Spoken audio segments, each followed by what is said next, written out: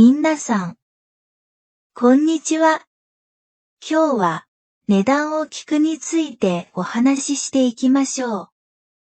日本語を楽しみながら勉強してください。皆さんの国では、買い物をするとき、値段を尋ねる必要がありますか？日本では、店で買い物をする場合、値段がつけられていることがほとんどです。普通は商品をよく見れば、値段のシールが貼ってあったり、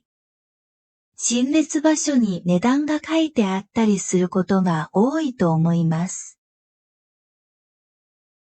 値段を交渉して安くしてもらうことも、家電量販店以外はほとんど行いません。ただし、本文にあったような、フリーマーケットや農家の直接販売、個人で経営する店などでは、値段がついていないこともありますし、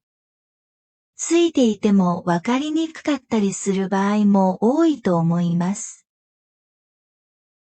数字を聞いてわからないときは、書いてもらったり、スマホの電卓に数字を入れてもらったりする方法もあるでしょう。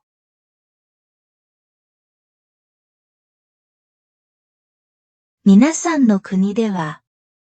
買い物をするとき、値段を尋ねる必要がありますか？日本では、店で買い物をする場合、値段がつけられていることがほとんどです。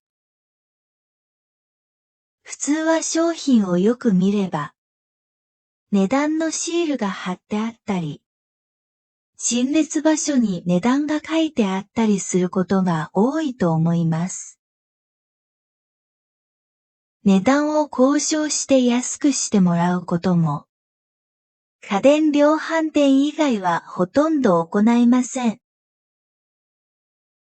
ただし、本文にあったような、フリーマーケットや農家の直接販売、個人で経営する店などでは、値段がついていないこともありますし、ついていてもわかりにくかったりする場合も多いと思います。